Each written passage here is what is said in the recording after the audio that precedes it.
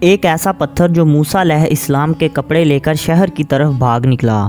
وہ پتھر موسیٰ علیہ السلام کے کپڑے لے کر کیوں بھاگا اور اس واقعہ میں اللہ تعالیٰ کی کون سی حکمت پوشیدہ تھی؟ ویڈیو شروع کرنے سے پہلے آپ سے گزارش ہے کہ ویڈیو کو آخر تک ضرور دیکھیے گا، اور اگر ویڈیو اچھی لگے تو ویڈیو کو لائک کر کے چینل کو سبسکرائب ضرور کر دیں۔ دوستو، یہ پتھر ایک ہاتھ چوڑا اور ایک ہاتھ لمبا چکور شیپ کا پتھر تھا۔ موسیٰ علیہ السلام اس پتھر کو تھیلے میں ڈال کر اپنے پاس رکھتے تھے۔ اس پتھر کے ذریعے موسیٰ علیہ السلام کی زندگی میں 2 معجزات رونما ہوئے، اور ان معجزات کا تذکرہ قرآن مجید میں بھی موجود ہے۔ اس پتھر کے ذریعے جو سب سے پہلا معجزہ ہوا تھا وہ اس پتھر کی دانشمندانہ دوڑ ہے، اور یہی معجزہ اس پتھر کے ملنے کی تاریخ ہے۔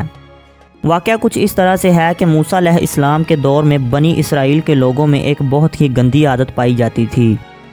وہ لوگ بالکل ننگے بدن ہو کر مجمع کے اندر نہایا کرتے تھے، لیکن موسیٰ علیہ السلام بھی چونکہ اس معاشرے کا ایک حصہ تھے اور اسی معاشرے میں پلے بڑے تھے، لیکن اللہ تعالیٰ نے انہیں نبوت کے مرتبے سے نواز رکھا تھا، اس لیے آپ کی عظمت نبوت بلا اس حیا سوز بغیرتی کو کب گوارا کر سکتی تھی؟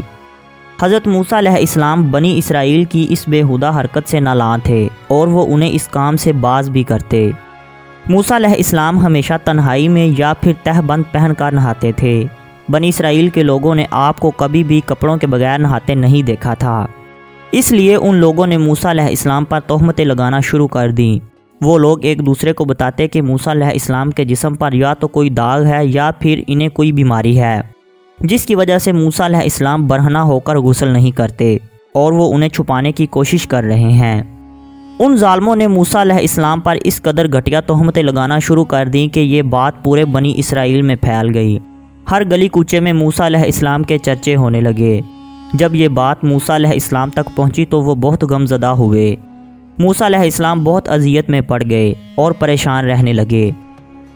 یہ بات اللہ تعالیٰ کو بالکل بھی گوارا نہ گزری کہ ان کا برگزیدہ پیغمبر اس طرح پریشانی کی حالت میں رہتا۔ اپنے پیارے پیغمبر پر ایسی تہمت اللہ تعالیٰ کو کیسے پسند ہو سکتی تھی؟ اللہ تعالیٰ نے موسیٰ علیہ السلام پر لگی تہمت کو دور کرنے کا ایک ایسا ذریعہ اختیار کیا کہ دم زدن میں بنی اسرائیل کے پروپیگنڈوں اور ان کی شکوک و شبہات کے بادل چھٹ گئے، اور موسیٰ علیہ السلام کو دیکھ کر بنی اسرائیل کے لوگ دنگ رہ گئے۔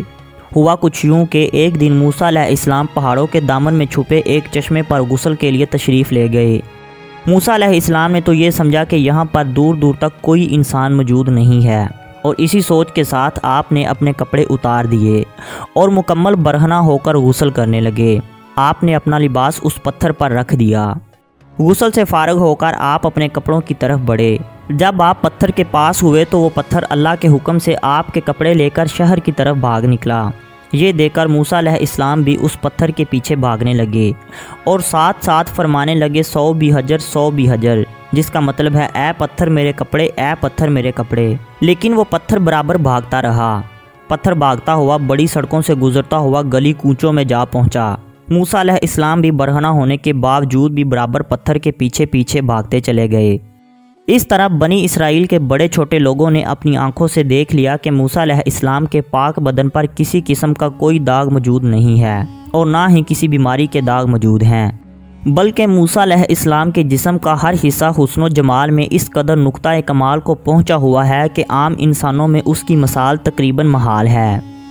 چنانچہ بنی اسرائیل کے ہر فرد کی زبان پر یہی جملہ تھا کہ موسیٰ علیہ السلام بالکل بے عیب ہیں۔ موسیٰ علیہ السلام کو بالکل بے عیب کرنے کے بعد وہ پتھر اللہ کے حکم سے ٹھہر گیا۔ موسیٰ علیہ السلام نے جلدی سے اپنا لباس پہنا اور اس پتھر کو اٹھا کر جلدی سے واپس اپنے تھیلے میں رکھ لیا، اور اس واقعے کا ذکر اللہ تعالیٰ نے قرآن مجید میں بھی کیا ہے کہ اے ایمان والو، ان جیسے نہ ہو جانا جنہوں نے موسیٰ کو ستایا، تو اللہ نے اسے بری فرما دیا اس بات سے جو انہوں نے کہی، اور موسیٰ اللہ کے ہاں آبرو والا ہے۔